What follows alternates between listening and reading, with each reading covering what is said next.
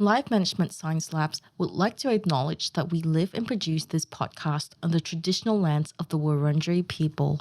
We'd also like to acknowledge the traditional owners of the lands of our listeners and our international colleagues.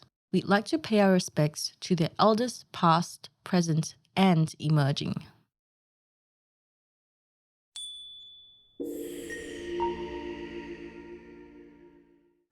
Hello, everyone, and welcome to Aging Less, the Longevity Science Insights podcast produced by LMSL, the Life Management Science Labs. We are champions of life management science, providing structured insights informed by science and inspired by practice on key aspects of conscious living. Each week, we bring you scientific and practical insights on each element with the expert knowledge of professionals in the field. I'm your host, Marie Stella, coming to your ears from Naarm, Melbourne, Australia. Let's learn together. Hello, everyone, and welcome back to the show. Today, we're diving into a topic that often gets overlooked, but plays a crucial role in our overall well-being, and that is oral hygiene. While brushing your teeth every day might seem like something you do without even thinking, the health of your mouth is closely connected to your health overall. In this episode, we'll look beyond the cavities to see the impact of oral health on conditions such as heart disease and even cognitive decline. Your oral care routine could be the key to a longer and healthier life. So guiding us today is Professor Dileep Sharma, Head of Discipline for Oral Health at the University of Newcastle. With close to 20 years of experience as a health professional and clinical educator across multiple continents, Professor Dileep is a leading voice in the field of periodontics and dental research. His extensive work spans over 80 peer-reviewed publications, award-winning research in sustainable dental materials, and leadership in international dental organizations. So, hi, Professor Dileep. Thank you so much for joining us on the show. Hello, Sarah. So before we begin the interview today, I wanted you to tell us a bit about what led you to pursue dental research. Yeah, dental research has always been a passion of mine since my early days in dentistry. So this kind of stems from, having a curiosity or a question about how things happen rather than, just things happening. So that's where it all started. So in the early 90s, that's when I started my dentistry program. That's fascinating. I think curiosity is so important to be involved in researching. Before we go any further, I would love to get to know you a little better. So this is our segment, Have You Met Dileep? First of all, what is your favorite book? Well, my favorite book is The Da Vinci Code. So that's Dan Brown's book, and that was one of my favorites. And I still love to see it or read it because it was made as a movie. So I really enjoyed that. Yeah, well, that brings us exactly to our next question. What is a movie that you have enjoyed recently? Recently, I saw Conclave, which is all about selecting a new pope. And it was quite a riveting storyline. And I really liked that. That seems very topical. I feel like people are probably Googling a lot about how selection of a new pope works at the moment, considering what we've been hearing in the news about the pope's health at the moment. So are you listening to any podcasts at the moment? Yeah, I often, mostly listen to The Daily by the New York Times. So that's one of my routine ones. The minute I start driving to work, that's the one that pops up. And I like it because it's contemporary. It gives me a quick overview of what's happening in the world, given that there's so much happening at this point. Yeah. Yeah, that seems like a really good routine to be in. And do you have a role model or somebody that you admire that you could tell us about? Well, I think it might feel quite common, but Sir David Attenborough is one of my role models, mainly because of his, his voice, if not anything else. He is a historian, he's a naturalist, he's an environmentalist, but he has a great presenting skills. So that's where I feel, he's one of my favorite people. Yeah, absolutely. I definitely admire him as well. And finally, is there a class or a course that you've taken that has really inspired you?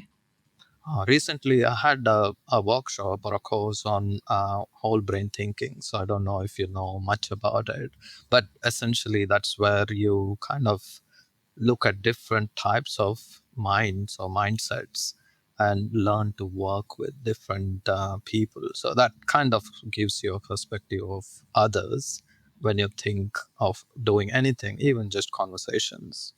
Yeah, no, that's fascinating. I'd probably love to learn more about that as well. So, we're going to move on now that we know you a little better to some of our questions. So, we just want to start with some definitions. So, first of all, before we get into more of the nitty gritty of the topic, how would you define longevity? Longevity would be, living for longer, but at the same time living healthier with with the optimal quality of life, which is the most important part of longevity. Absolutely. And how would you define the mouth in relationship to the rest of the body? Well, mouth is like an entry point or a mirror. In some literature, you'll see that mouth is considered a mirror of your overall health or overall body. So that's because you can see many changes in the mouth before you can see it systemically. So it Mm, acts like a entry, but it also is a quick overview of what's happening within your body. interesting. So, it might almost act like a warning sign in some Yes, cases? definitely. Yeah. Yeah, okay, fascinating. Well, leading on from that, could you explain a bit about how oral hygiene impacts on our overall health? Yes. So oral hygiene. So before, when we do oral hygiene, typically we are trying to remove anything that shouldn't be there in the mouth. So that is bacteria, food debris that you have recently, had a meal or had a snack. So you want to get rid of the food debris from the mouth. So that's why you would do hygiene. But we need to know that recent research suggests that there's over 1,000 species of bacteria and viruses and different kinds of microbes within the oral cavity, and they are present irrespective of health or disease. So the main reason we want to do oral hygiene measures is actually to maintain the balance between the bacteria and the viruses that are present in there. Absolutely. Interesting. So by maintaining the balance in your mouth of those bacteria, you can kind of maintain the balance overall in your health. Yes, so there some of the bacteria are more when you have conditions or diseases like gum disease or any others. There are very Yeah. few who are completely new, as in when they are only present when you have a disease. They are always there in small proportions. Most of the disease causing bacteria, but they don't cause the disease because our host response, the immune response within our body actually maintains that balance, and your gums and your overall health is healthy. Interesting. And finally, does oral health play a different role in older people? Are there any changes that we should be aware of as we grow older? Yeah, I think there's definitely changes that will happen as part of growing old. First thing is you start losing teeth, and Mm. it has both direct effects and indirect effects on your whole body. So, direct effects meaning you can't chew very well, your speech gets affected, and overall, your social interactions would be self-restricted in some way because you don't feel more comfortable talking or interacting with other people.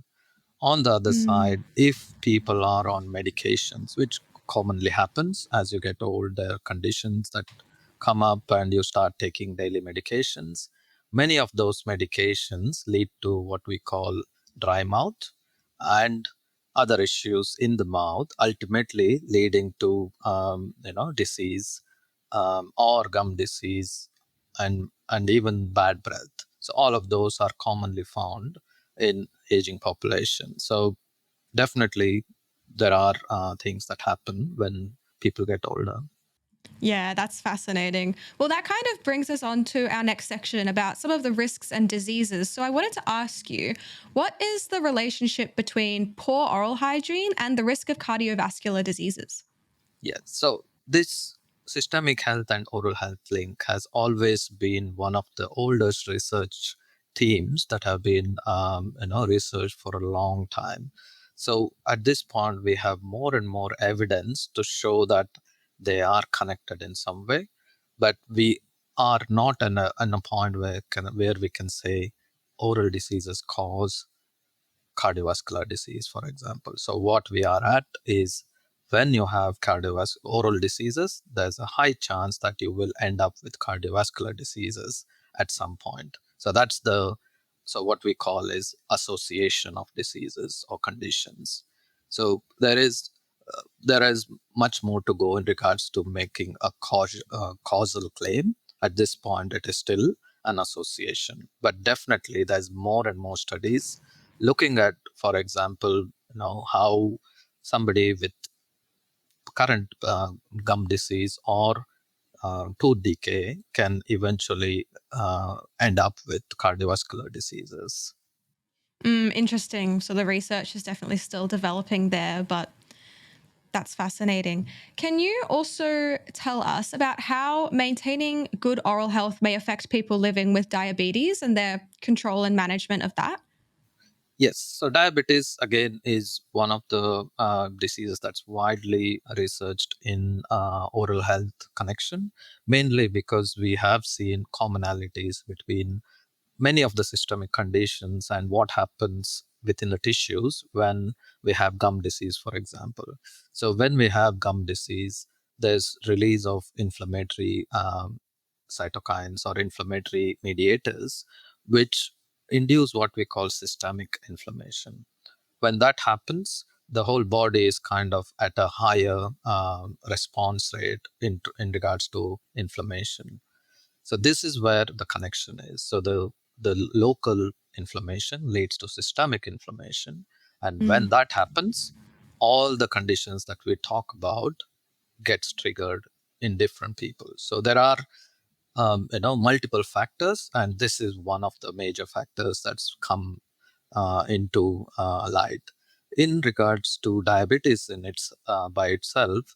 If you have gum disease and it is uncontrolled, there's a good chance that your diabetes control is going to be harder. So you'll need more insulin, you'll need more oral medication that you are usually taking, or you'll need a higher dose. On the contrary, if you get treatment and actually maintain your gums frequently with frequent visits, you will end up with much lower need for medications. You will still need it, but you'll have much lower dosage or frequency that's needed. So that's where the link is much more stronger in terms of diabetes. Right, that makes sense. Yeah. So, could you also explain the link between oral bacteria and respiratory infections, particularly in older adults, if you can? Yes. So respiratory, infections are caused by, again, bacteria. And we have seen now with literature that some of the bacteria that are commonly found in the oral cavity can get dislodged and enter into the trachea and into the lungs, ultimately leading to infections there. So respiratory conditions like pneumonia and many other even lung abscess could be as a result of this translocated bacteria from the mouth into other tissues. So this is more common in older age group and also more common in patients who are in acute like intensive care units or where there's challenges in regards to hygiene in general. Yeah, that makes sense.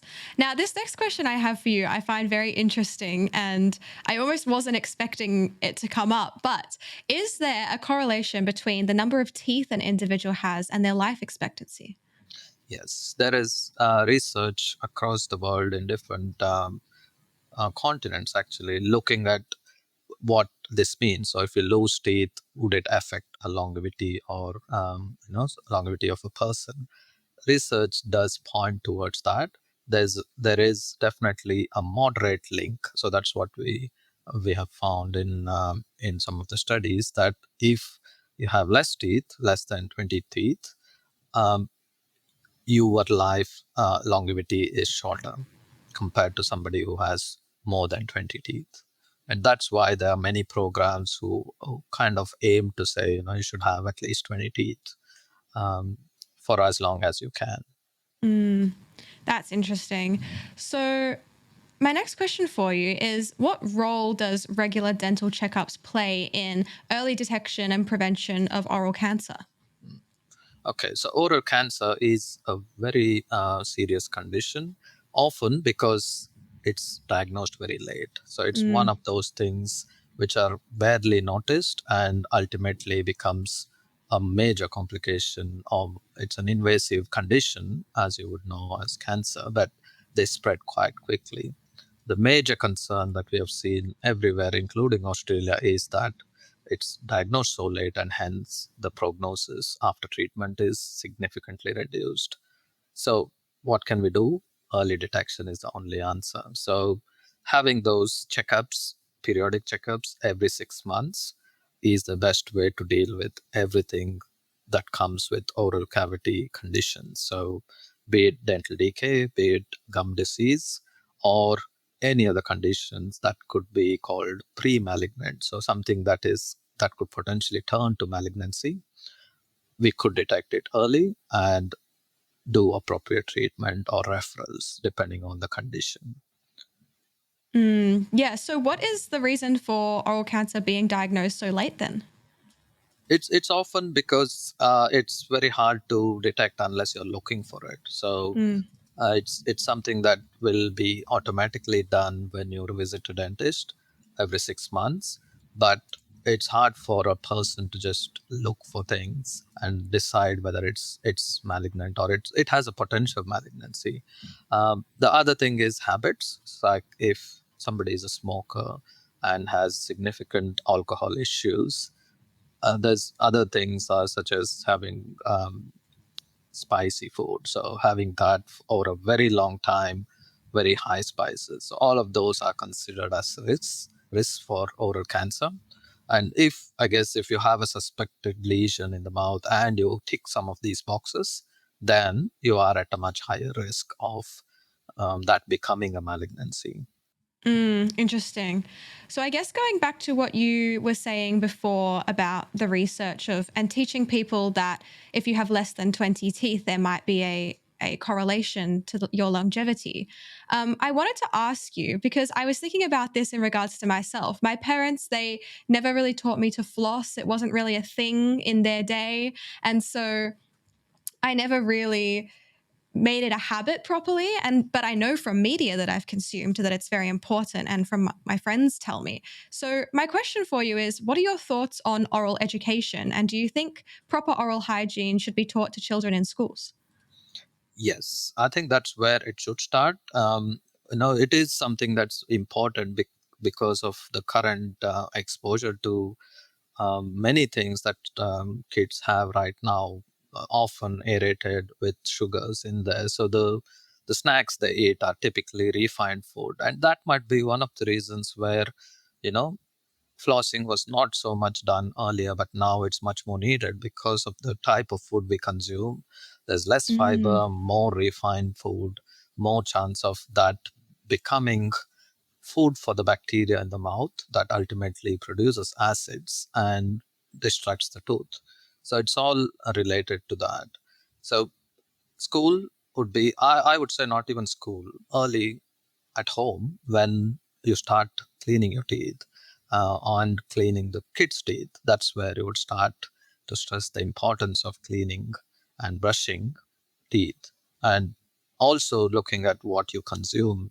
Going for um, going for water instead of aerated drinks when you feel thirsty. If you need something that's cold, organize that part, but don't think of fizzy drinks to be the answer, or the active sport drinks. There's a few there. They are quite widely marketed in regards to being the ideal option, but the easiest and the best option is water. mm. Interesting. So you're sort of saying that as our diet changes over the years and as we perhaps consume more sugar and refined foods, our needs for our oral hygiene also changes, such as flossing becoming more prevalent. That makes sense. You mentioned diet there, which brings me on to our sort of lifestyle related questions. How does your diet impact both oral health and overall longevity? Yeah. So diet again, it will have a direct effect and indirect effect too. So direct effect is the nutrition part. When you eat healthy food, again, not too much refined, a balance of fiber and vegetable with meat if you are, if you consume meat, and then have the balance of that um, with the frequency as well. So it's always bad to have frequent meals than actually have a wholesome meal once every few hours. So it's Mm. much more detrimental to have frequent snacking. It's mainly because the bacteria get that boost in actually the breakdown products that they can use to produce more acid. Interesting. Okay. And so diet, I suppose, is one of the preventive measures that you can take for ensuring your oral health is maintained and is healthy. How can regular dental checkups and preventive care contribute to an increased lifespan? Well, it's all about primary or secondary prevention. When we talk about primary prevention, it's about doing things before the disease happens. So you could prevent gum disease, you could prevent caries. So dental diseases, all of them are preventable. It's a matter of looking at that in the early stages and trying to deal with it if anything comes up. So the best example is use of water fluoridation, for example. It's a it's an approach that's been tried and tested for a long time, and it is something that most of the councils, city councils actually adapt. But often there are challenges in that space where fluoride is a hot topic in terms of debate in many parts Yeah. of the world at this point, if you're following what's happening in US. Interesting. Yes. And can you discuss for us also, and this might be related to that as well, the relationship between oral health and immune system function? Yes. So immune system functions in regards to any conditions, like they are our defense system, the body's defense system. So they work when there is an insult or a threat to the body, and they get activated and they try to destroy the invader. So it could be a bacteria, it could be a virus, whatever it is, the body reacts to it.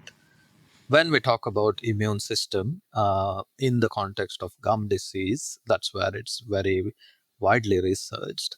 It's been found that the immune system reacts to the bacteria in the plaque. So the plaque is what's holding those bacteria on the tooth surface, and that reaction leads to destruction of tissues.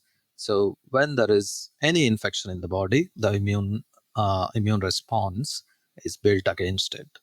If you have an infection, which is gum disease, in the mouth, your immune reaction is always activated. So that leads to various problems, including increased destruction in the gums, but also all the conditions that we talked about.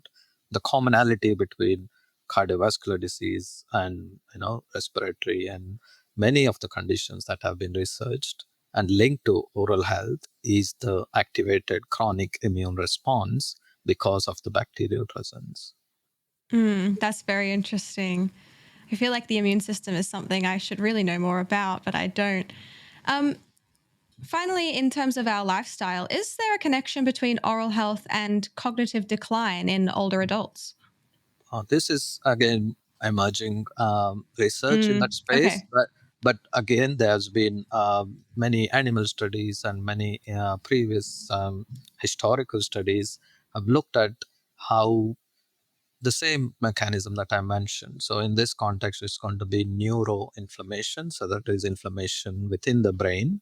So Mm. when we have inflammation in the gums, that gets activated into the bloodstream, and then it's now in the brain. So that leads to an immune inflammation, which is neuroinflammation, and that is linked to cognitive decline over a period of time. So yes, there is definitely research suggesting that. In fact, one of the major bacteria which is known to cause gum disease, severe gum disease, which is called Porphyromonas gingivalis. That bacteria has been isolated in the brain of Alzheimer's disease patients. So, and that particular bacteria and many other gum-related bacteria have been found in different tissues in the body, like the atherosclerosis plaque, which is part of the cardiovascular disease issue. They have also found that there. So these are the links that are currently supporting the evidence that there's more to it in regards to oral health and systemic health. That's fascinating that that bacteria actually has been found in the brain. So I guess we should check in a few more years' time on that one and see if there's more emerging research. So I'd like now to move on to our practices and habits. Sort of how does this apply, this theory and this research, to our real lives? So what is a practice that you do to maintain oral health? Yeah, I brush twice a day and floss once a day. So that's my routine. I use Mhm. mouth rinses very rarely, because if you're brushing um, twice a day, that should be quite okay. That should be enough for you to maintain. Yes, there Yeah. are some mouth rinses that would help, but it's more freshness than anything else that you would get with it. Okay. And are there any challenges that you find people typically face with these practices and keeping them up?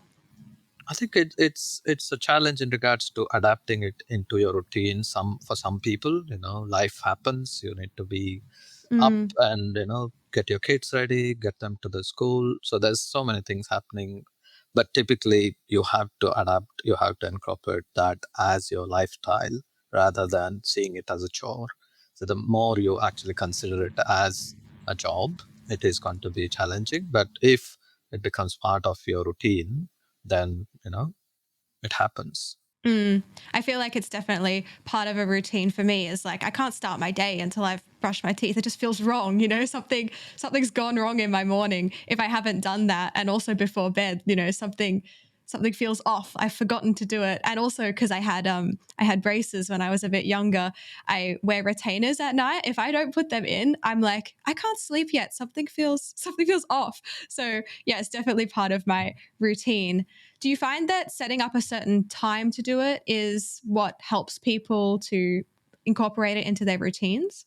I think it should be like a sequence of actions. Like Yeah. you have a breakfast, and then typically it's a debatable topic, but some people do like to brush first thing in the morning. Some people prefer to brush after their breakfast because you have brushed just before you slept. So typically there shouldn't be anything that's actually happening in your mouth overnight. Hence, you could brush after your breakfast. So it has its own merits, because that means if you're brushing just after breakfast, you're removing the meal or the breakfast remnants before you go out, which is Mm. beneficial. So would that be your recommendation then to try and do Yes, after breakfast? I prefer to do it after breakfast personally, because that makes me feel more clean before I leave Yeah, home. I totally agree. Yeah. And the sequence of actions again is because you might not be running out the door at exactly the same time each day or waking up at exactly the same time each day. That totally makes sense. Is there anyone that you would not recommend this practice to? Is it for everyone, or are there some conditions people could have that would actually lead you to recommend something else for them? No, I think it's pretty much everyone could do that routine. It's a Yeah. matter of, can you do it? Like, do you need support to do it by somebody else? That would be somebody who has some physical restrictions in terms of doing it on their own, so they need support from somebody else. Hence, that would be the only situation where it's done at a different time or at a different situation. But generally speaking, brushing twice a day with a fluoridated toothpaste is essentially what would be enough to Okay. manage. That makes total sense. Well, thank you so much for sharing with us those habits and those suggestions. We're now moving on to our open mic section. So anything that you're passionate about, you are more than welcome to take the floor and talk about. It doesn't have to be necessarily related to what we've been speaking about so far. So the floor is yours. Okay. I think just to add to the routine of hygiene, I would talk about tongue cleaning. So that's Mm. another part that can be often hard to incorporate into your routine. But again, that's important because in the oral cavity, there are different regions in the mouth with different kind of bacteria. And if you clean one and ignore the other one, there's a good chance that the overall load is still significantly it's significantly there. So you need to be mindful of cleaning your teeth, your soft tissues, other soft tissues in the mouth, like cheek and the tongue.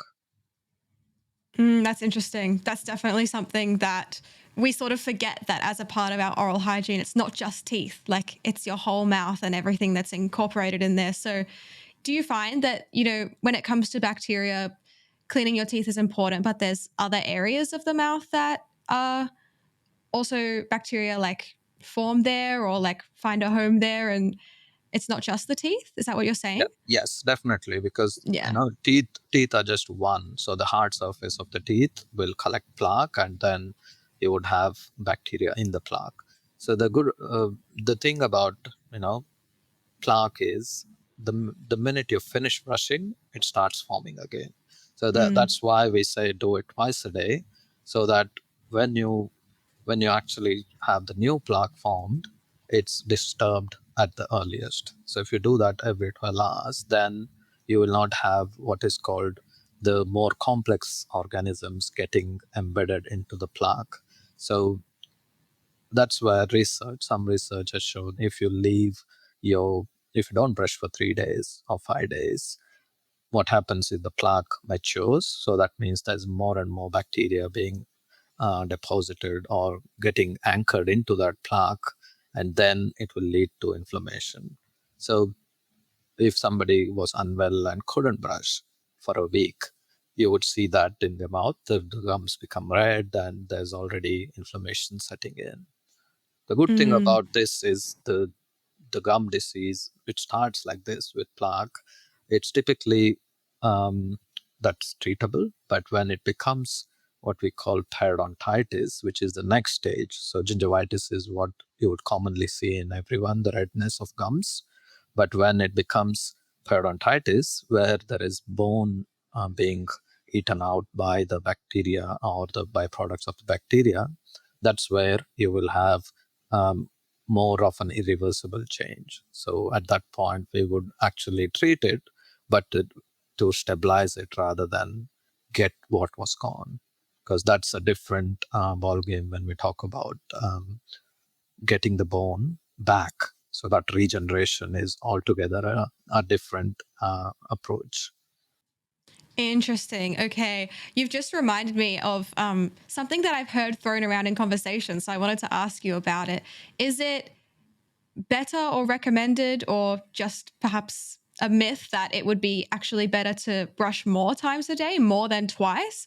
Do you start to risk destroying like the enamel of your teeth if you do that? Ideally, 2 times is good.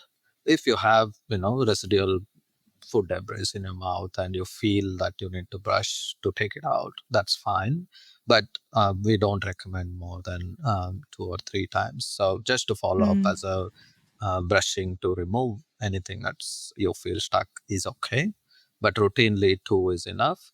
It also depends on the kind of brush you're using. So typically, you have what is called a medium bristle brush and a soft bristle brush. All it's highly recommended to use soft, although you might feel medium is a bit stiffer and hence it will be more effective, but it will lead to um, destruction of enamel. So I don't know if you know this, but enamel is the only tissue in the body that can't be replaced. So once it's gone, it's gone, because the cells that produce it are gone when the tooth erupts. So you get it once, and for whatever reason you lose the enamel, that's gone. Yeah, you can't get it. That's fascinating. No, I definitely didn't know that. Well, thank you so much for sharing all of that with us. We are coming to the conclusion of our podcast now. So, if our listeners want to find out some more about you, where should they go? Well, I'm a head of discipline for University of Newcastle, so I have a page profile, staff profile page, but I do have Facebook and all the social media pages. I'm happy to share that. If anybody Yeah. wants to ask me any questions, email is the best way to reach me. I'm quite responsive on emails. So yeah, I'm happy to answer any questions if any of your audience has anything to ask. Yeah, absolutely. So the University of Newcastle profile page, and we can definitely put your email and social media in our show notes so that if people want to reach you, they can. Well, thank you so much for joining us, Dileep. It's been a pleasure to have you on the show, and you've definitely enlightened me, at least, about oral hygiene and showed me some things that I didn't know before. Thank you also to the audience for tuning in, and we will catch you in the next one. You have been listening to Aging Less, the Longevity Science Insights podcast produced by LMSL, the Life Management Science Labs. More episodes are available from 10 life management perspectives and can be found by searching LMSL on Apple Podcasts, Google Podcasts, Spotify, YouTube, and other podcasting apps available on your devices. If you enjoyed this episode, please rate, share, and subscribe to our channel so that other people can find it and we can continue to provide quality content. More of our work can be found on our website at longevity.lifemanagementsciencelabs.com, where you can join our movement. I'm Marie Stella. Thanks for tuning in.